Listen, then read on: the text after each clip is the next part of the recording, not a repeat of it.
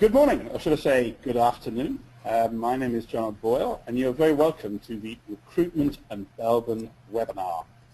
This is the third in our series of webinars, which happen monthly, when we look at the introduction to Belbin and the team roles that Belbin in his research has identified. But in this case, we're going to turn the spotlight for the second half of the webinar onto recruitment itself. One of the things with the Belbin profile is that it's always useful to know what its uses are. And in this occasion, rather than looking at some of the team roles in great depth, we're going to actually look at some of the practical applications. I should say as a start that we do have two previous webinars in the series that provide a general introduction to the Belbin webinar process and indeed the Belbin methodology in depth. So they're all available on our website. You're all very welcome, and each of you will receive an email with a link to the website roughly 2 to 3 hours after the webinar is complete. For those of you who have not used the GoToWebinar system before, you should on your right-hand side have a menu that talks you through webcam, audio, messages, and questions. And if you have any questions that you have, you could indicate by putting up your right hand. And Rory, if you could demonstrate that now, that would be great. Yeah, so if you look beside your name, there's a small icon with a hand. I'm not able to do it now myself, but if you click on the hand icon, it'll raise your hand and just indicate to us that you want to say something. Also, if you can unmute yourself if you right-click on your name, or else click on the microphone icon if you want to say something. And that's basically it.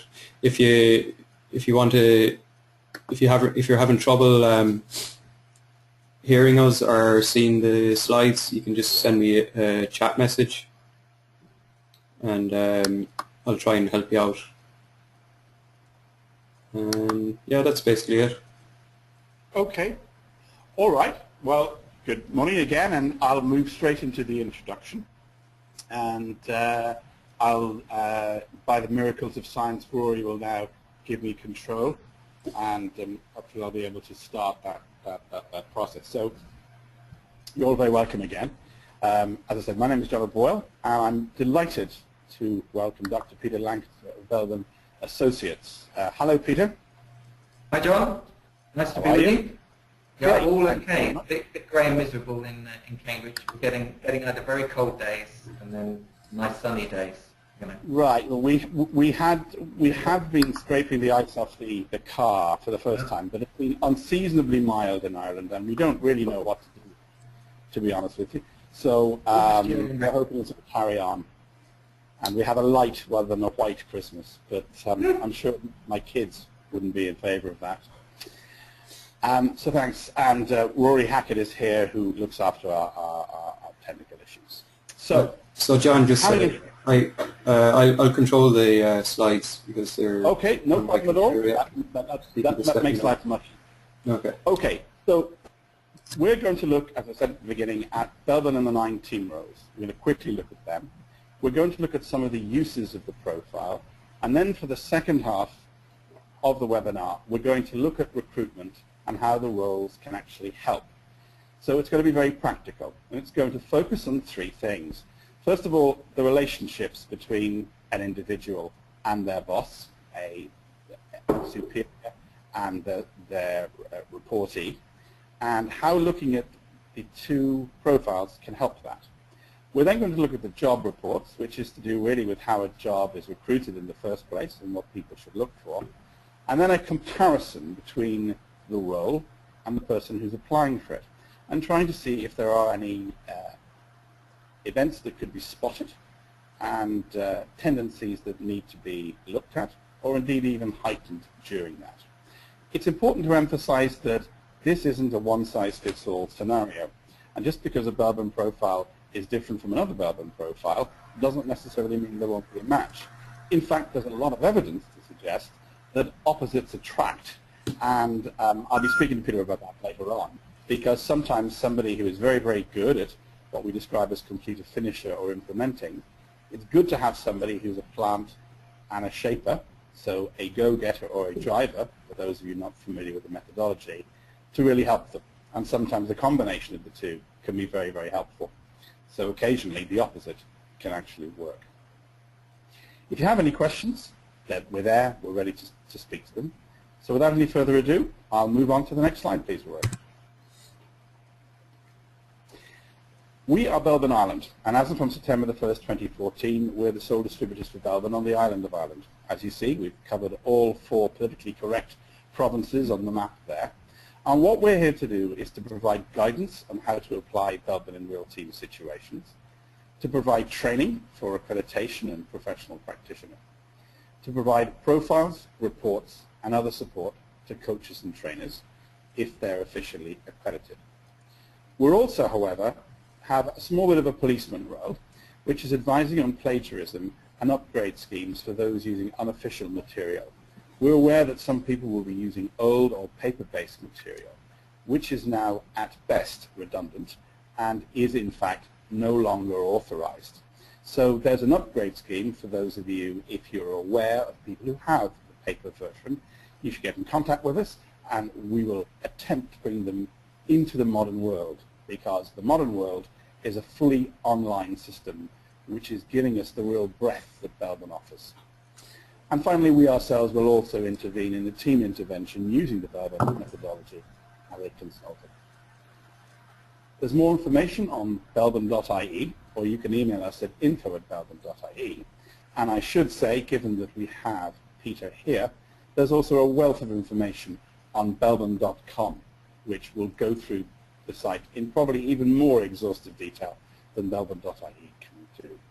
So don't be a stranger. If there's something that comes up from today's webinar that you'd like to talk about, please let us know and we'll get back to you as quickly as we can. So on to the roles themselves, Rory. A team role is defined by Meredith Belbin as a tendency to behave or contribute and interrelate with others in a particular way. It's not just personality, it's how people act and perform in a particular role. It has been defined that 80% of a role is what people know and where people come from, and 20% is how they behave. But whether it's 20 or 80, that behavior and how they work makes a marked difference to the success of a team. Going on to the actual roles themselves, there are 9 Belbin team roles. For each role there is a contribution that is made, and there is what we describe as an allowable weakness. And that allowable weakness is something that has to be kept in mind. And the contribution is, if you like, the positive side. But viewing things in positive and negative doesn't really encapsulate the entire breadth of the particular role. It's important to look at these 9, and I'll go through them in a second, in lines of what we describe as 3 threes. There are 3 roles that are prominent, and there are roles with which you are most used to and most able to strengthen. There are 3 roles that you are less well supplied to deliver on, and they are roles that probably you need to pay attention to, the so-called allowable weaknesses. And there are 3 what we describe as manageable roles. So if you've done your Belbin accreditation and you've done your profiling, you'll see that those 3 come into that. Very quickly, because I'm trying to focus on recruitment for this webinar, we'll look at the roles as they're put here. The first role is a plant. Plants tend to be creative and imaginative. They generate ideas and can often solve difficult problems. However, they can sometimes ignore the incidentals, can sometimes not focus on how these problems can be resolved, and can be preoccupied to communicate less than effectively. The second role is the resource investigator. Outgoing, enthusiastic, communicative, looking for new ideas, principally outside the organization, but can be over-optimistic and lose interest once the initial enthusiasm for a project has passed. You'll see, by the way, for those of you not familiar with the system, that each particular role has a little symbol. The plant has a light bulb, and the resource investigator has a phone, and that phone indicates their connection to the outside world. The third role is the coordinator, and the symbol here is a conductor. And that's pretty apt, because that's what a coordinator normally does. They're able to clarify goals, delegate. They're mature and they're confident. They're relied upon to deliver. But sometimes that can mean that their coordination always means that they manage to evade the difficult things. And sometimes some coordinators can make sure that the work that's really difficult perhaps sometimes goes to someone else. The fourth role is the shaper, and that's depicted by the whip.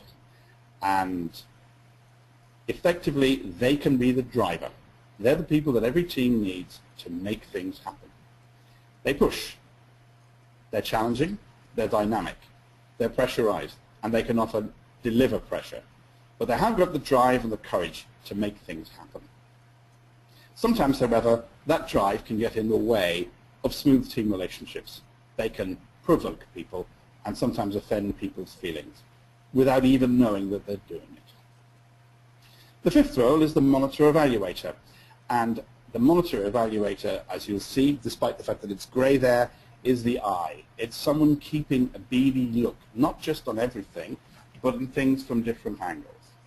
They will look at a proposal, and rather than enthusing, as everybody might, as particularly a resource investigator or a shaper might, they will look at the issues. They will look at some of the challenges. And they can often bring that across in ways that others feel are less than inspiring, if not actually downright annoying. Because their drive is to look at things in terms of what might happen. Often you find that monitor evaluators can be seen to be pernickety and interfering. But in fact, a monitor evaluator, if he or she is allowed to flourish, can offer hugely useful insights to the rest of the team. So the role is absolutely invaluable. The next role is the team worker, so seen by the joining of hands. This is the person who lubricates the wheels of business, who makes sure that everybody feels okay and on side.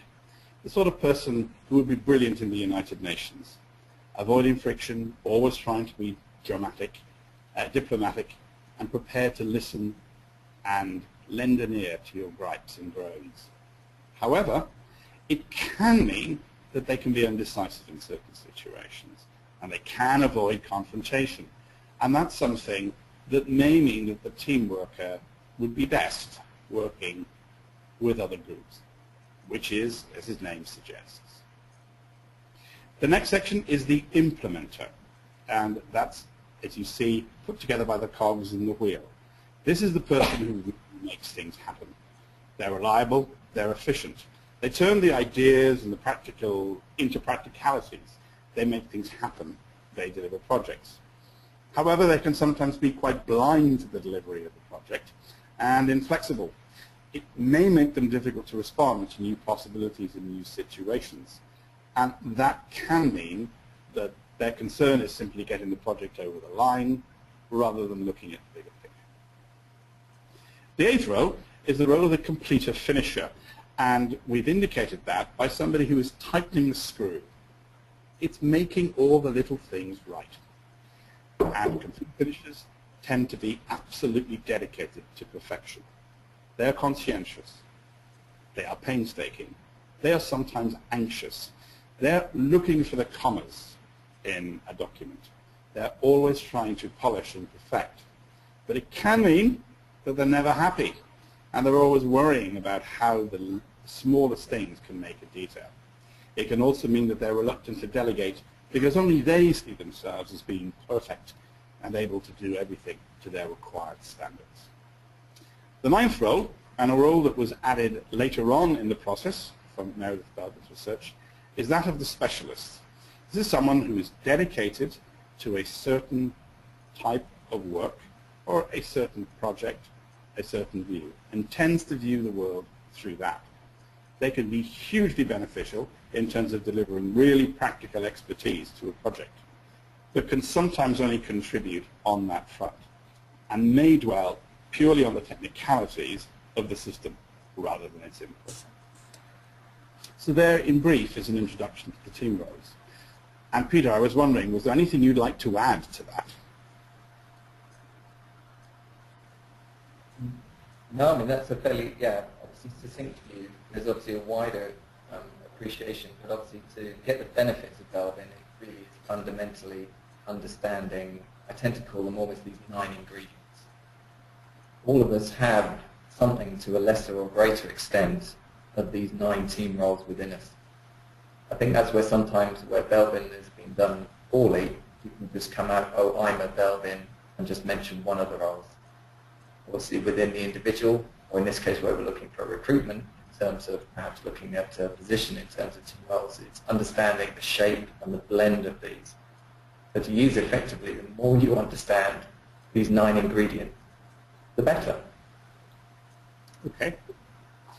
And you would agree in the 3, 3, and 3, the manageable, the allowable weaknesses, and the strong ones. And something of interest to me that I was only reading recently is that actually trying to control your allowable weaknesses may actually not be a good thing.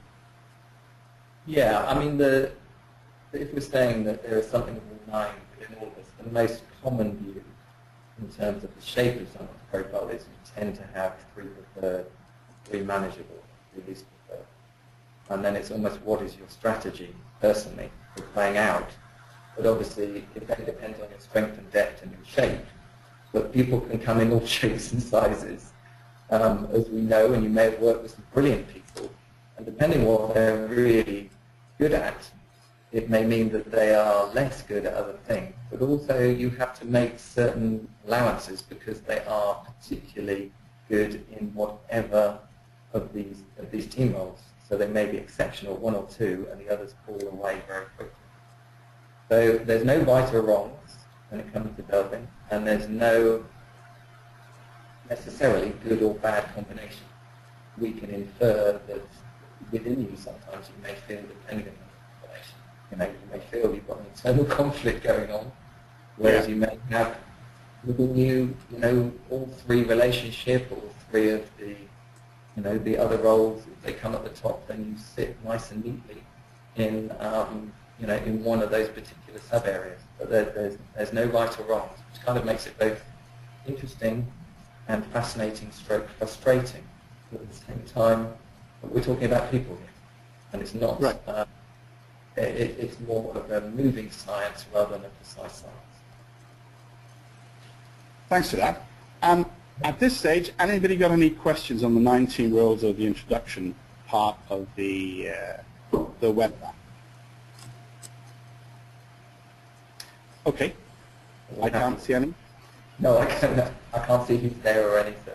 No, that's fine. Rory will let us know if anybody comes in. Again, you put your hands up if there are any issues, or send us a chat message. Okay, Rory, the next slide, please. All right, so this is an example of a team report, which is what you get when you actually put a team together with various different roles. And this is divided into 2. What is described as the self-perception plus the observer assessments. The self-perception, as its name suggests, is your view of yourself. And you will end up answering a questionnaire which will produce a report indicating what type of person you think you are. The observations, which we recommend are at an absolute minimum 4, and preferably 6, will give you a rounded picture. And so the difference between your self-perception and the observer assessments will give a rounded picture, which we have put in as overall. So if we take the example of Dave Blue, you can see that Dave Blue strongly believes he is a plant, and his observers do as well. So on an overall, he is seen to be a plant, coordinator, and completer finisher, which broadly agrees with both his self-perception and the observers.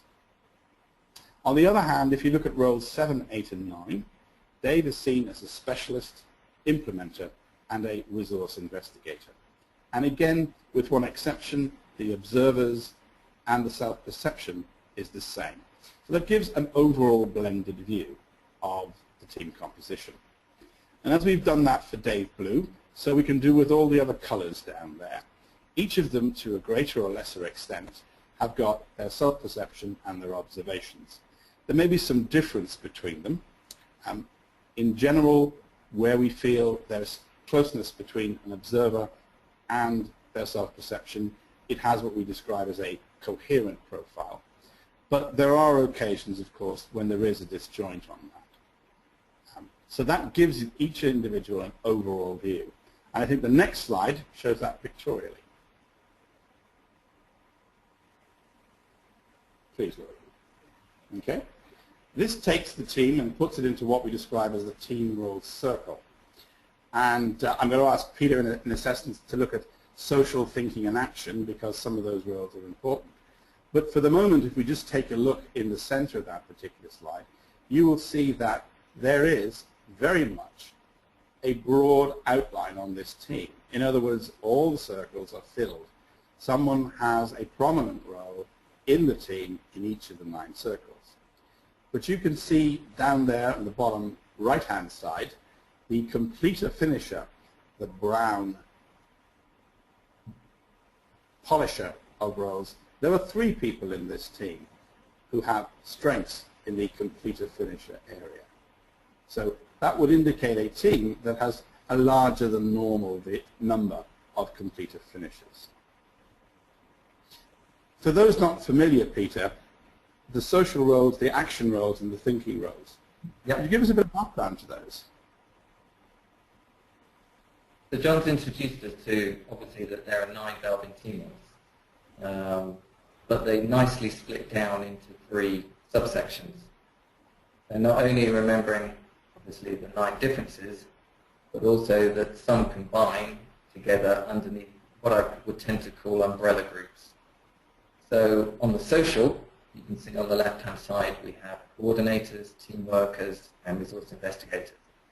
They're all people that like the relationship side overtly, and a way of probably they use their mouth the most compared to other roles. It's not as if other roles don't talk. These are people who tend to overtly enjoy different types of relationships with people, whether it's the coordinator actually drawing the talent out, the team worker getting alongside people, and a resource investigator being much more outgoing in nature. On the opposite side in this circle, we've got the overtly thinking roles. But it's not a case of our relationship people don't think. It's just that our thinkers are doing more of that and probably using their mouths less. So, if you're a talker, you look across and you say, well, maybe so-and-so is very quiet. That's because their emphasis is what's going on in here. So your monitor evaluators are taking time to ponder things, and it's probably worth listening to them when they do say things. Or your thinkers may need to be in an office where they've got less going on. They may not appreciate your talkers so much. So if you've got kids that are different, they may say, tell people to shut up on occasions because they haven't got time, to think, or to plant the space and time to have the ideas. And then at the bottom are doers, are action-orientated people. So for them, it's getting things done. It's whether they roll their sleeves up and get involved, which may or may not be the case with shapers. They may just have to direct things. Or whether it's your implementers, perhaps organizing the bigger picture, and your completer finishers to take maybe an element of that, and they're the ones who will want to get their teeth into maybe their personal part of whatever this project and whatever role they're playing. So obviously it's useful here, you can see where you've got any gaps missing initially, and where obviously in this case, yes, we have 3 completer finishers. So is that a good thing? Is that too many? Is that where we sometimes have problems?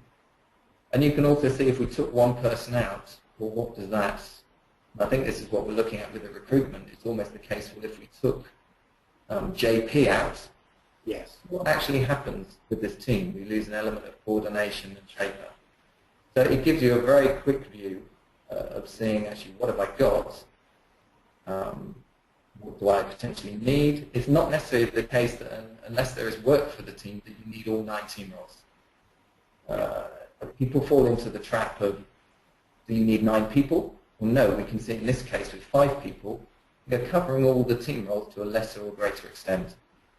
It's then saying, what is the team set up to do, as to how overtly do we need these covered? Do we need more or less people in certain areas? Or I can't change the number, can certain people step up, or what happens if someone isn't? Yeah, okay. And a good example of that is that if you have a number of completer finishers, for example, in a role where a great deal of precision is required, then obviously it makes sense for people who are weighted to that particular area. Equally, and I speak here as a proud resource investigator shaper, if you have somebody whose principal role is, say, sales and marketing, they're likely to be more outgoing, and that requires them to actually take a greater role. So a sales and marketing team may have a higher preponderance of shapers and resource investigators. So I agree totally with Peter. It's not a question of what is and everything having to be balanced.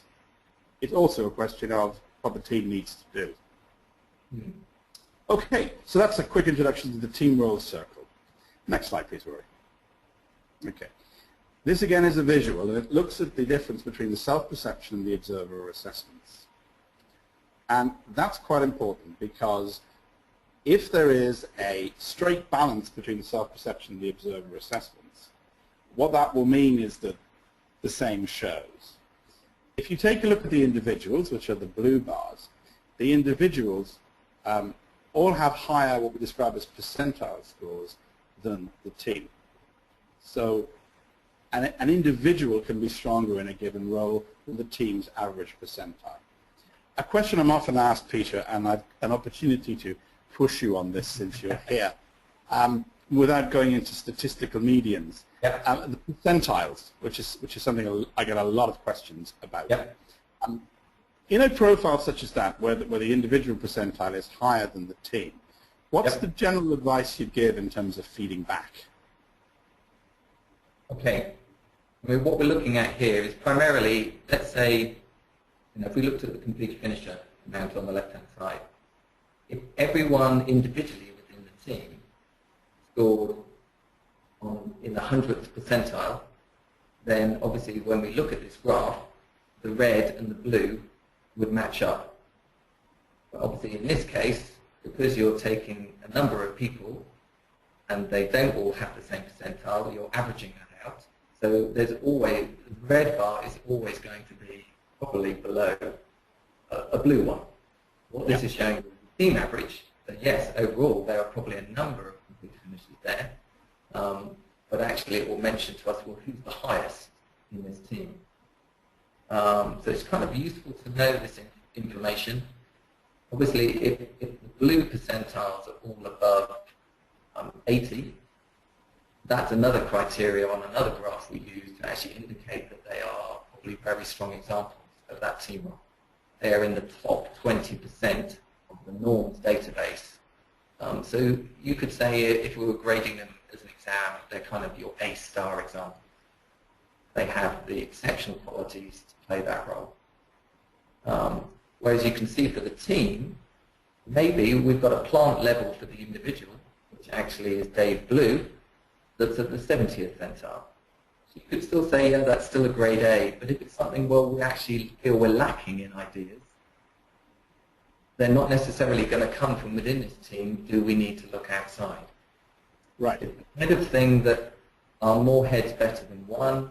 In terms of plants, not necessarily, because they tend to be more individual animals. You don't tend to work on lots of ideas if you're a strong plant.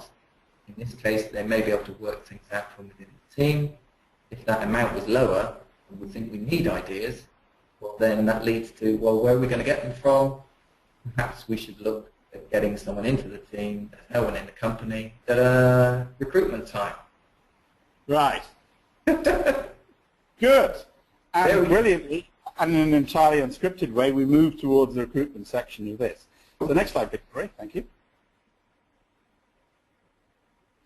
The observer responses, I'm going to quickly gloss over this. Those in italics would be seen to be ones that allowable weaknesses need to look at. Those not in italics would be, if you like, the points that are seen as generally most helpful. So creative, outgoing, helpful. And this is done for each of the observers. Next slide, please. Okay, so that's been a brief introduction to the actual team roles and a brief introduction to each of them. I repeat again that that's available in much greater detail on previous webinars, as well as on belbin.ie and belbin.com. And if you have any questions on those, of course, you're more than welcome to discuss them with us. But the second half, if you like, of this webinar is going to look at actually building on that, to show that there is so much more than simply your profiles and your teams. And it's been described as a little like a Swiss Army knife. Belbin is, in fact, much more than just a team building tool. And we're about to show some examples of what can be covered. Next slide, please, Rory. And let's run them all through so we can see them all. So if you start to take a look at the entire range of offerings that Belbin can give you, it's way more than a profile or even a team report. If I start on the left-hand side, we look at self-awareness and personal effectiveness. And of itself, that is hugely useful, the self-perception and the observers. If you look at what you know about yourself and ally it to what your colleagues, superiors, those who work for you, those who have a great deal of influence, suppliers and stakeholders, you'll get a really good rounded picture of yourself. And that will enable you to look at the 3 strong roles, the 3 allowable weaknesses roles, and the manageable roles in the middle. But that's a little like having an army knife and opening up 1 orange when there are 25 oranges available. It's a good start, but there's a lot more you can look at. The next is team selection and development, and we're going to focus on this in great depth, so I'll quickly pass through it. Mutual trust and understanding between the team is clearly important. And if a team knows itself as an individual and as a team, it's likely to develop that trust and understanding. You will know a person's strengths and their allowable weaknesses and be able to understand them. You can also potentially, if you're selling to them, for example, cast the proposition in the light of their roles. Consider, for example, the difference between selling a service to someone who's a monitor evaluator and who looks at everything from different angles to someone who's a shaper. If the shaper gets it, your job is likely to be done. If a monitor evaluator is sitting down opposite you, they're going to look at all the angles. So it does build a different perception as to how you meet people, both within your team and externally. They're different. Management training and development, fairly obviously, can use that particular role because you can look at people's strengths and their allowable weaknesses. And from that, personal development and career planning can come. Indeed, it's pretty usual to have a report where the Belbin roles are seen as part of any proper performance analysis process. And finally, on an organizational basis, a broad picture of the organization analysis and the type of people who work for the company can easily be seen as something that's useful for planning, not just in HR, but in a wider variety of things. But for today, we're going to look at the very bottom middle section, matching people to the right jobs.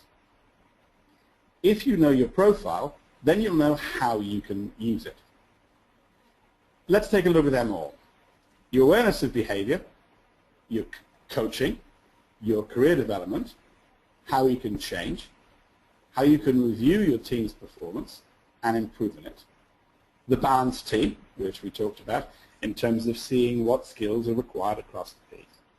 Your culture, the recruitment process, how you induce people into the organization, how you develop them once they come into the organization, what type of roles or projects you assign for them, and how you try and mollify or sort issues out when things get difficult. So you can see almost from there, there's a whole breadth of use within an organization once you have the Belbin role.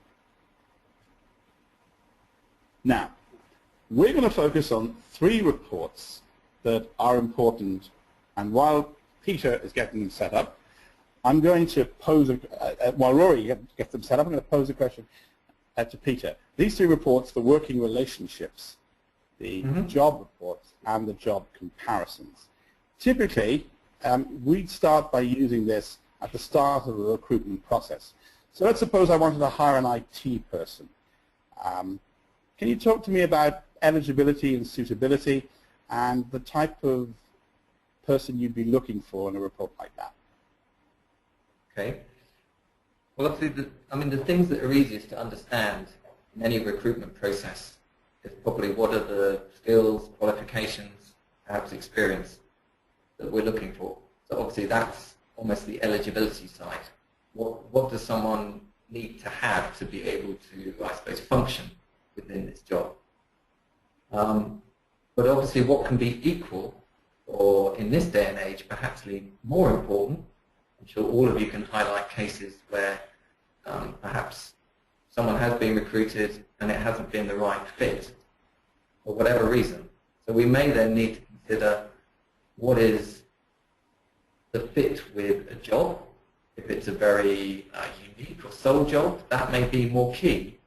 There may be other elements also to the fit with perhaps people existing within either the organization or a department or a team, or perhaps an actual fit with a particular person if they have to work very closely.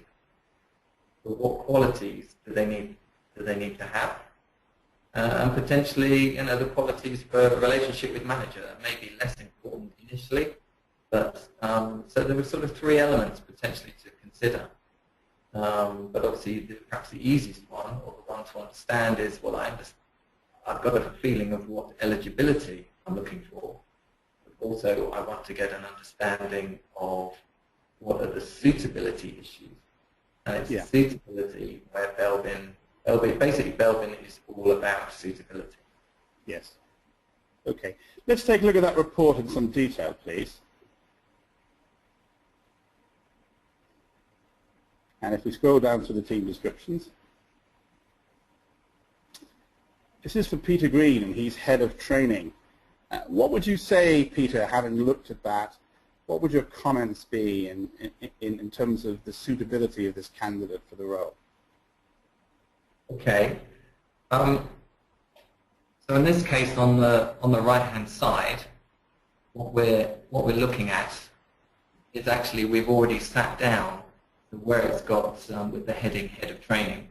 We've sat down with a manager and we've actually used the profiling part of Belbin called job requirements. But we've sat down with a manager and there are 16 factors that they were graded, and they go from A to E.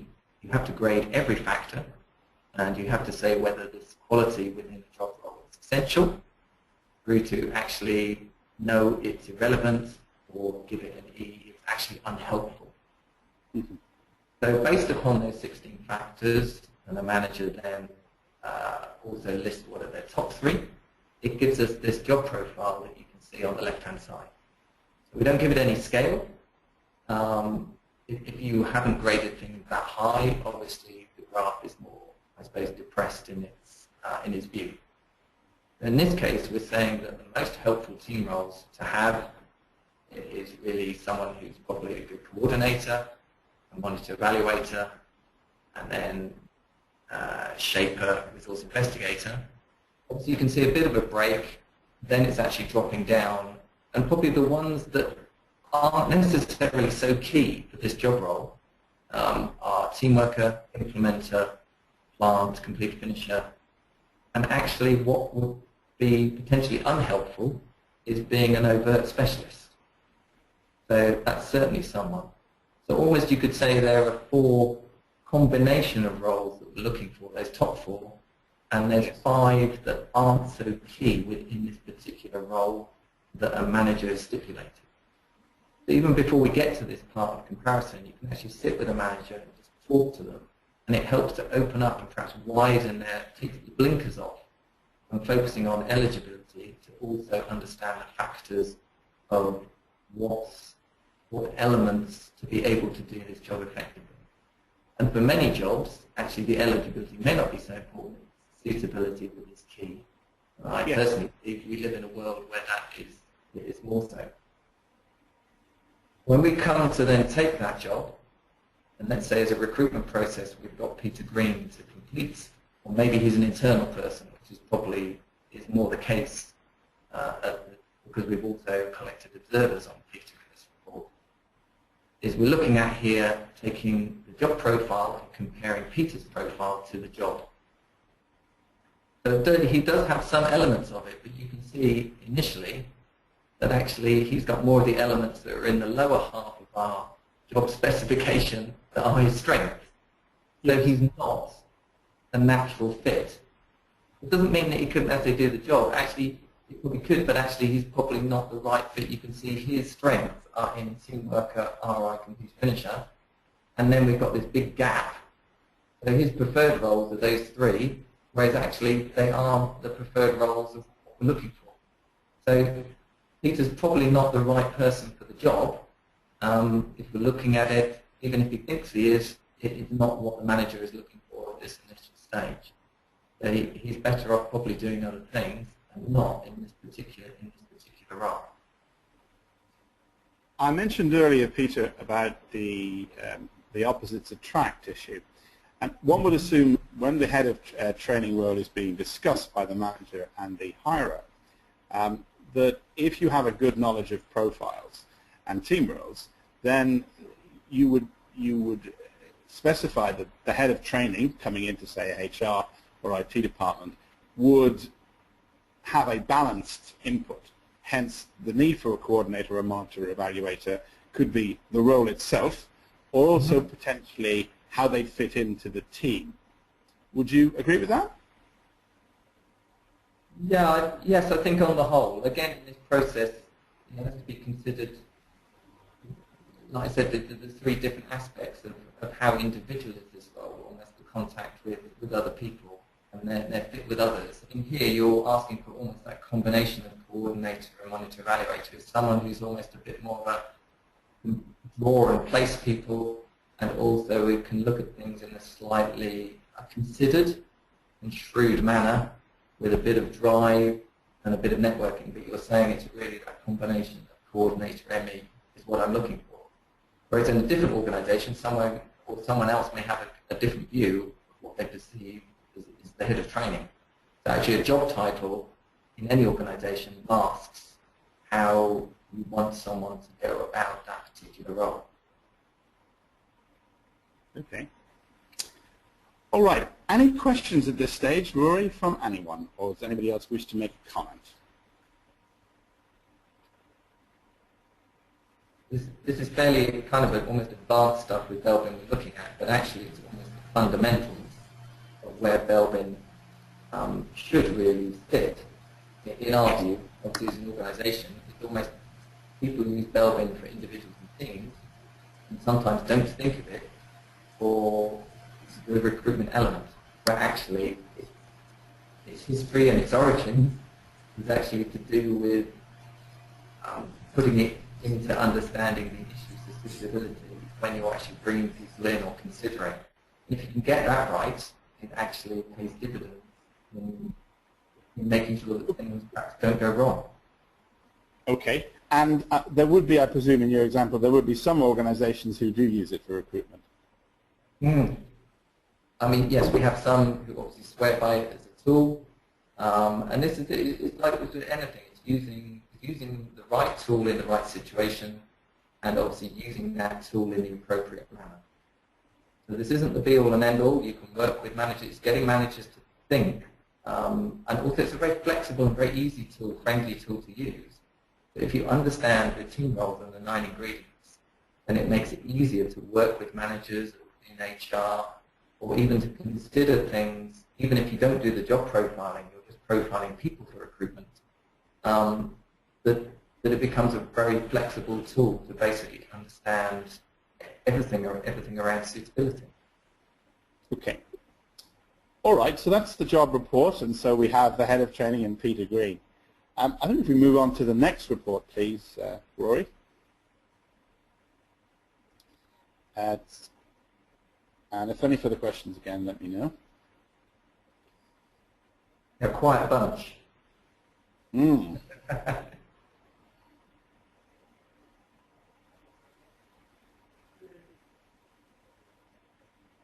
So working relationships. Yeah. Now, in this one, you're really, are you not, comparing the relationship between, it could be a superior and the person who works for them. It could be another team member. So in this case, we have Joe Pink and Dave Blue. And pretty obviously, these two may be slightly different. But that can be a good or a bad thing. So looking at it, what's your initial view on this one, Peter?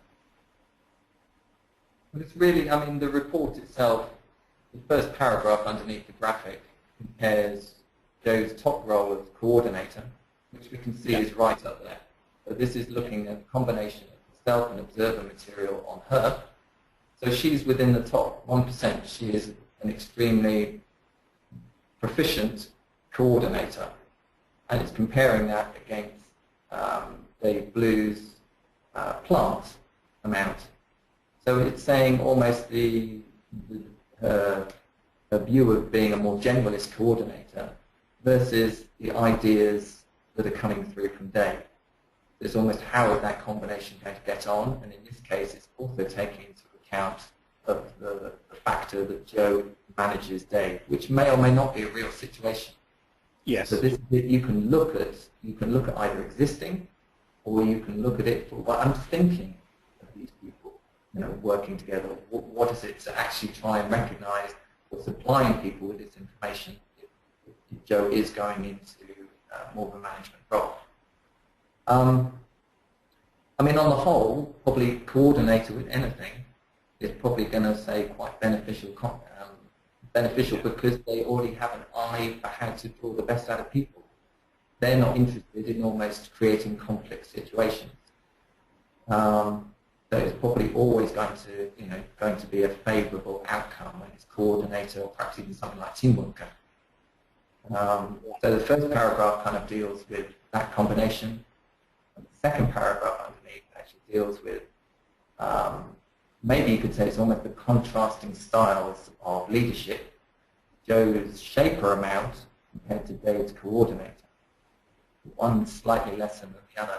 So they're two different types of predominantly leadership styles. So it may just give a little bit, as it does here, a little sort of caveat to say that one may be want to be more consultative. The other, if push comes to shove, Joe's going to shove a bit with her shaper. Yes.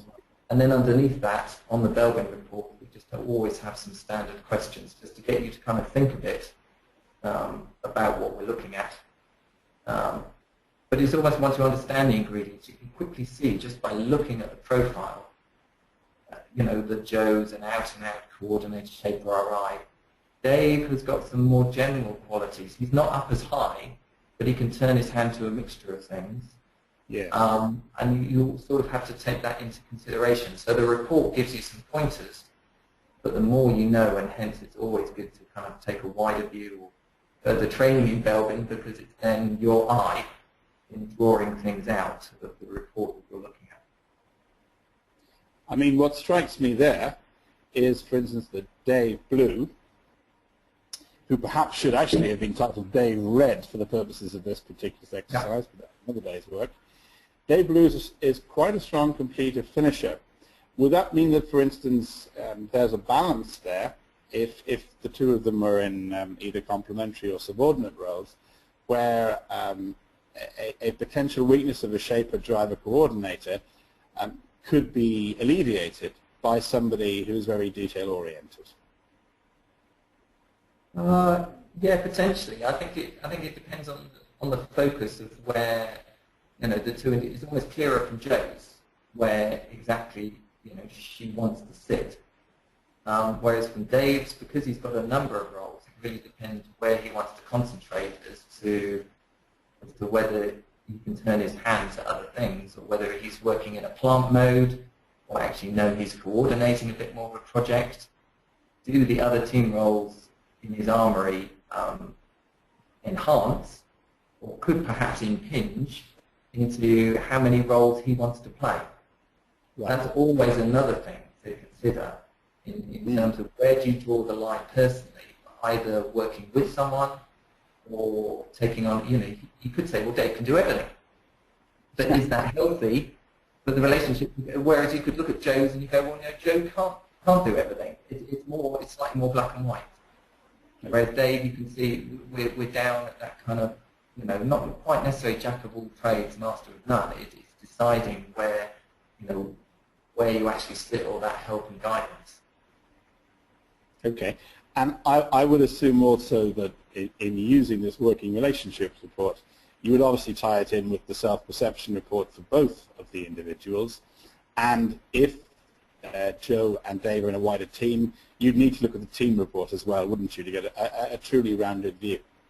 Yeah, which is what we've dealt with on a couple of slides, but there is also other additional information. So each report where we're looking at either an individual or combining data slightly sort of shines a slightly different light on it.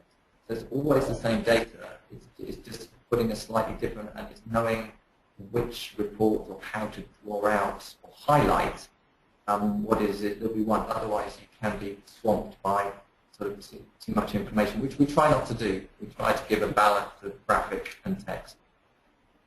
Okay. So that's the working relationships report. And the final one we're going to go through today is the job comparisons report. And again, any more questions from anybody? Seeing any here?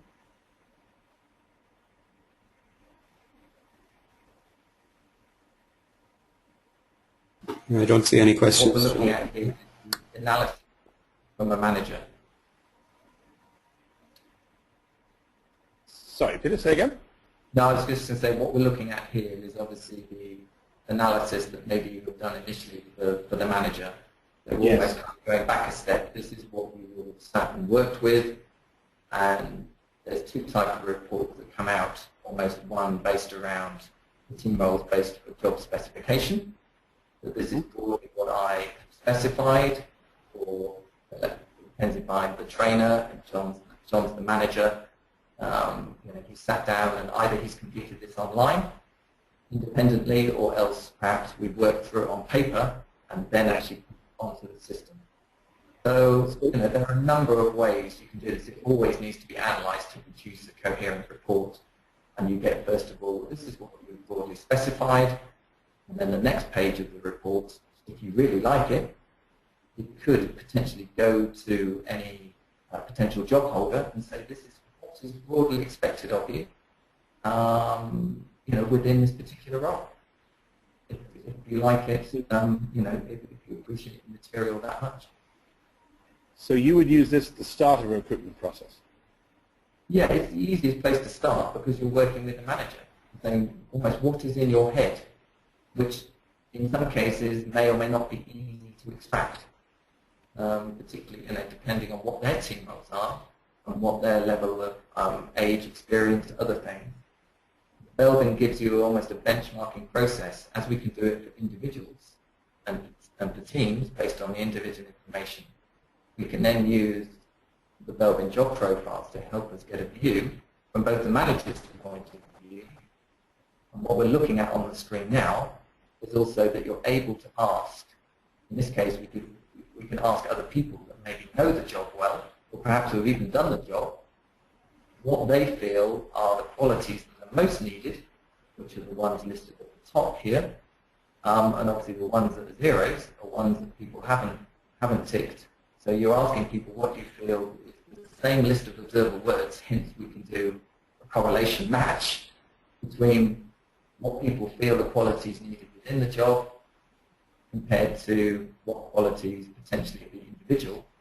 If we look back at that Peter Green comparison, the job suitability, it actually said Peter had these qualities, but however it would have been useful to have also had, and that's where that information comes from, because we collected the observers. So if we scroll to the last paragraph,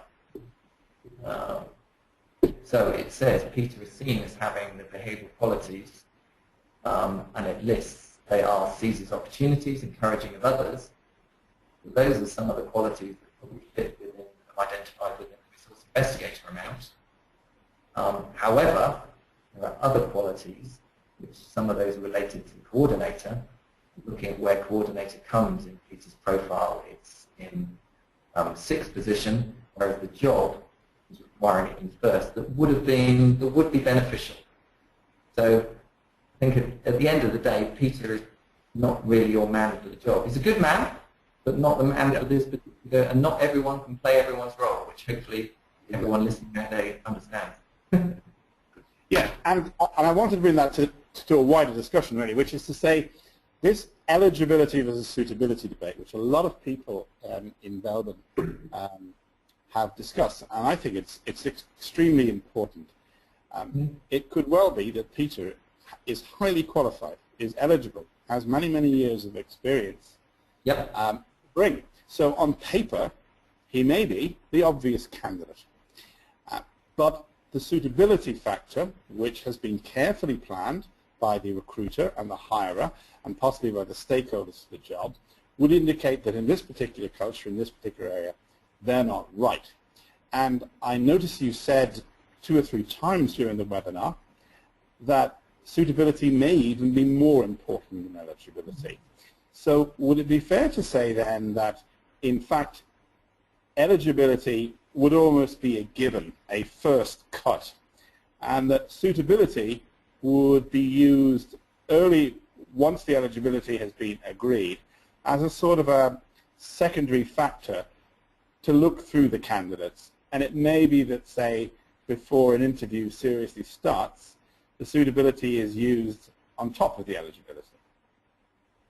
Yeah, I mean, a lot of companies use, if they've worked with, they've got the job profile, specification and expectations. If they like not only the graphic, but perhaps the text that's used with those, you could obviously use some of that text to word a more relevant job advertisement. So that then, yes, you are perhaps listing some factors of eligibility that may be key, but you're also saying it would also be useful to have, and you're using those as a subtle. So I may read that advertisement and say, well, I haven't quite got all the eligibility, but I like the sound of the job, so I will apply. Right. So it's getting that balance where if you purely use the eligibility, you maybe get a lot of people who perhaps don't fit, but you don't know that yet. But it's using, it's almost broadening the horizons of what you're looking at and what you're looking for, but trying to then boil it down into something that is more concise for what we're looking for in this particular instance. Okay. All right.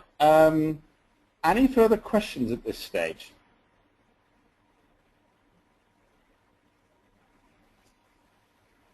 They've obviously all got it, John. They're all Well, it looks very, very good, and we are coming up to 1 o'clock, so yeah. That's absolutely fine. If there are no further questions, I will I'll propose to them. Rory, anything else to add, or anybody make any comments? No comments, just Dinfna had to leave about 15 minutes ago, that was all. Yeah, I don't see any questions there. Yeah. Okay, fine. Okay, Peter, at this stage I'll close the session. May I first of all thank you very much for your attendance and questions. If there are any things that come out of it, we'll be delighted to let you see them. To those still on the call, there will be another Belbin webinar in the early part of 2015, and we will be on the belbin.ie site. We will be advertising that and asking you to share. So quite amazingly, on the 4th of December, may I take the opportunity to wish all of the attendees, whether they are actually online now or are watching this broadcast after it is completed, a early but nevertheless thoroughly hearty, happy Christmas. We look forward to seeing you in 2015. And again, if there's anything on Belbin that has interested you in any way, shape or form, do let us know. So on behalf of Belbin Ireland, can I say thanks again to Peter. Thanks, Peter. You're welcome, John. And a very happy Christmas. And we'll leave it there for the moment.